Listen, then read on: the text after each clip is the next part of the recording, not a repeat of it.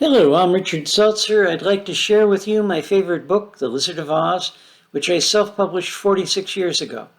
I'm going to read to you the new, improved, and expanded edition, which I just finished writing and which is not in print. I'll make a separate video for each chapter. Chapter 11, The Underworld. When they reached the opposite bank, they saw a huge dog with 3 heads. Linda C. and Peter hid in Miss Osborne's lap, and everyone else, even Miss Shelby and Mr. Newman, scurried to the far end of the raft, nearly tipping it over. Everybody, that is, except Timmy, who walked right up to the dog and held out his hand and let the dog lick it with all 3 tongues. Then all the kids ran ashore and crowded close so they too could get to pet the dog. Kathy started giggling and whispered to Gaynell. Gaynell started giggling and whispered to Kathy. Finally, Kathy asked a sparsely clothed man sitting on the dock, "Mister, why are you in your underwear?" Both Kathy and Gaynell blushed and giggled some more. The man in underwear answered, "Of course I'm in underwear. What else would you wear in the underworld?" Kathy was puzzled. "That doesn't sound right." "Of course it's right," he answered. "Everybody here writes. Perhaps you've heard of me. I'm Lewis Carroll." "Oh, yes," said Gaynell. I remember that story you wrote about your friend Alice and how she fell through a rabbit hole." "That's right. And over there is Bill Shakespeare, and the man fishing on the river bank is Mark Twain, and the ones playing with flashcards are Bert and Ernie." "Miss Shelby," asked Mr. Newman, "what's going on? What's this all about? Who are these guys?" "It's all very confusing," she admitted. "Most of these people seem to be writers who've been dead for many years. I don't understand how they got here or how we got here, but I'm sure talking to them could be very educational." Eugene walked up to the ones with the flashcards and said, "You don't look like Bert and Ernie." "Well, I most certainly am Bert, Flo Bert, Mr. Bert, if you will. Is that your dog?" "His name's Mo Just, or if you will, just Mo."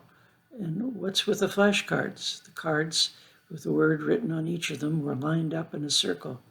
"Let me demonstrate." Mr. Bert pointed to one card after another with his pen, like a conductor waving his baton, and each word that he pointed to counted to 10, slowly and clearly. "Since when do words count?" asked Donnie. "Of course they count. Every word must count. I'm determined to teach every one of them to count. And my friend, Mr. Ernie Hemingway, is even more earnest than I am." Meanwhile, Timmy walked up to Mark Twain and asked, "Mr. Twain, what are you eating?" "Huckleberries, of course," he answered. "Here, try some.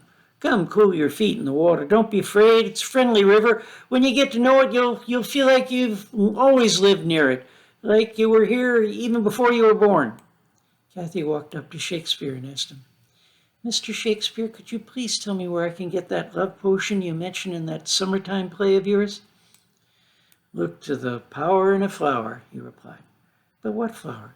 "The flower of youth. I never heard of that flower. Is it anything like a rose or a forget-me-not? Is it like the sunflower Mr. Newman wears in his buttonhole? Is it an iris like the little blue wallflower? A rose by any other name would smell as sweet." "As sweet as what, Mr. Shakespeare? Where can I find it? Where can I buy it?" "What can be bought can be sold, and what's sold can stolen be.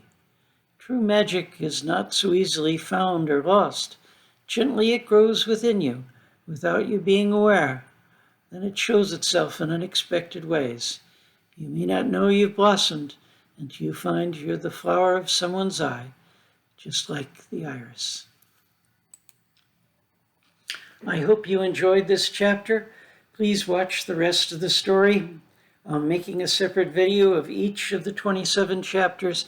Feedback welcome. My name again is Richard Seltzer, as in Alka-Seltzer. My email is seltzer@seltzerbooks.com. All Things That Matter Press recently published 3 other novels of mine: Parallel Lives, Beyond the Fourth Door, and Nevermind. You can find those all at Amazon as paperbacks and as ebooks. They can be read in any order. They're independent stories with overlapping theme and styles. Each presents a different view of reality, a different way of trying to make sense of the mysteries of life.